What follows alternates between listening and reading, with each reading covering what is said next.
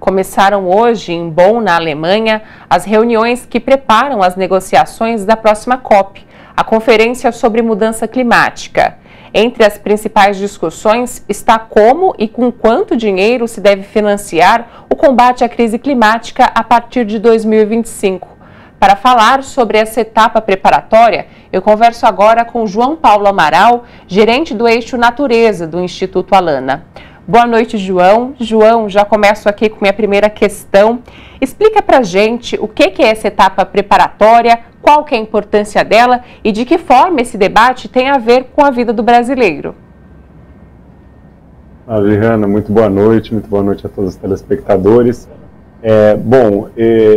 Basicamente o que está acontecendo aqui é uma reunião preparatória para a COP, o que chamamos de pré-COP mesmo, né? Ela tem uma sigla aí que significa reunião intersessional, né, das partes, mas no fim o que a gente está falando é que os países e os seus delegados, ou seja, as equipes aí que fazem as negociações pelos países, se juntam na Alemanha, em Bonn, onde fica a sede da ONU, né, do órgão de clima da ONU, e aqui são debatidas as agendas que vão ser começadas a preparar para a COP, ou seja, para a Conferência do Clima que acontece geralmente ali para fim de novembro. Neste ano vai ser no Azerbaijão, a COP29, e no ano que vem a COP30 será no Brasil, em Belém.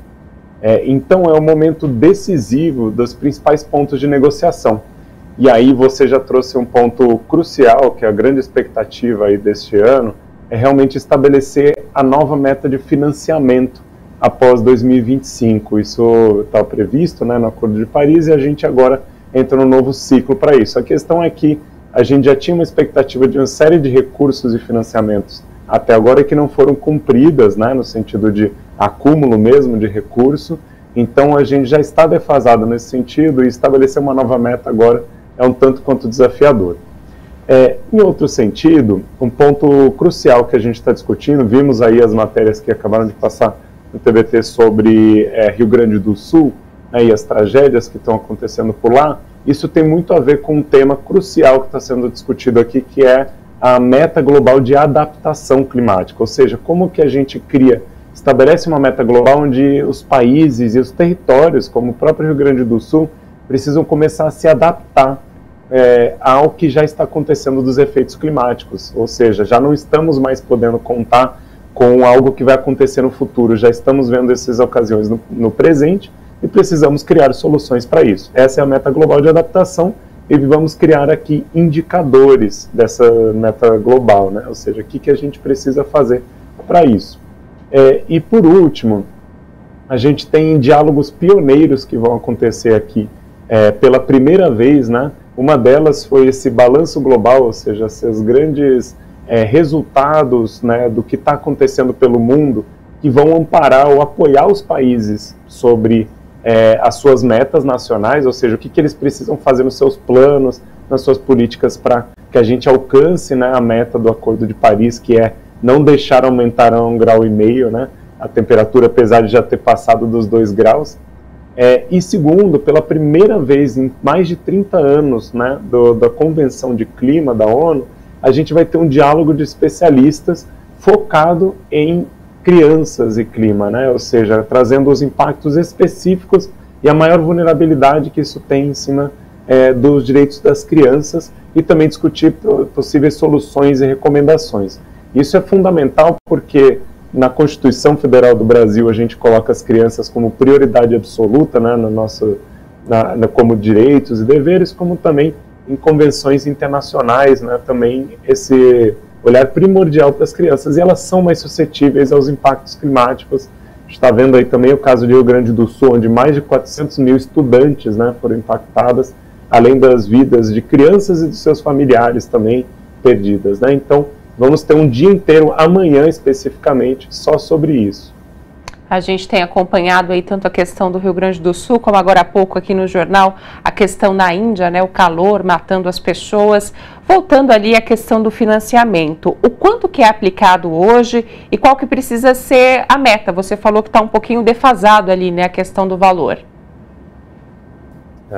O próprio presidente Lula sempre cobra, né, vem cobrando aí sobre o tal número dos 100 bilhões de dólares, né, ou seja, um recurso que os países deveriam levantar.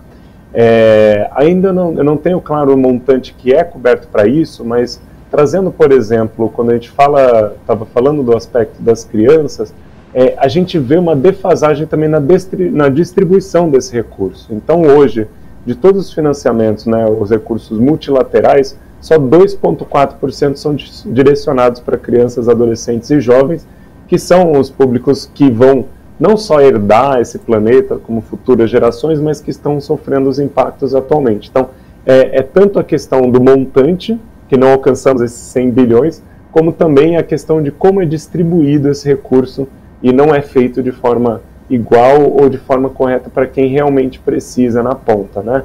A gente viu isso também com o tema de perdas e danos, né? Então, a nossa expectativa é que seja um financiamento que vá não só alcançar isso, mas alcançar com qualidade. O outro tema que está sendo discutido dentro desse aspecto do financiamento, né, dessa nova meta, é qual é o financiamento que a gente precisa para transgredir de uma economia baseada em combustíveis fósseis, que foi um grande marco que aconteceu na última COP, né, nos Emirados Árabes, e que agora a gente precisa colocar em prática. E o financiamento vai ser um dos aspectos primordiais para isso. Como que a gente transiciona desse modelo econômico baseado nos combustíveis fósseis. Uma última pergunta aqui, bem rapidinho, que o nosso tempo já está acabando, mas o mercado de carbono, ele também está em discussão nessas pré-reuniões, nessa preparação? Sim, então é o que se dizem, né, do artigo 6 da Convenção e do Acordo de Paris, segue em discussão. É uma longa conversa aqui, porque tem várias nuances de como que vai ser esse novo modelo. Para quem conhece aí do tema, acompanhava o protocolo de Kyoto e o mecanismo de desenvolvimento limpo, agora a gente precisa criar novos modelos, uma série de dificuldades, né, que no fim a gente precisa reduzir as emissões e não ficar no modelo de compensação de países que podem pagar por outros países para poder continuar emitindo. Então, o grande desafio no final para a sociedade civil de modo geral e para nós é que o mercado de carbono não supre o que a gente precisa para resolver as questões. Tanto pela questão de adaptação, como eu falei, como de mitigação, que é realmente combater esse modelo econômico de combustíveis fósseis. Então ele tem um certo limite até onde a gente consegue chegar e resolver o problema. Por isso, tem sido um debate importante, relevante para ser continuado, mas para mim, pelo menos, não é o tema central. Lembrando que estamos na Semana do Meio Ambiente, também a questão climática cada vez mais emergencial. João, sei que são 5 horas de diferença aí, você ficou esperando para entrar com a gente. Muito obrigada e boa noite. Boa noite, um ótimo dia do Mundial do Meio Ambiente, então, para vocês.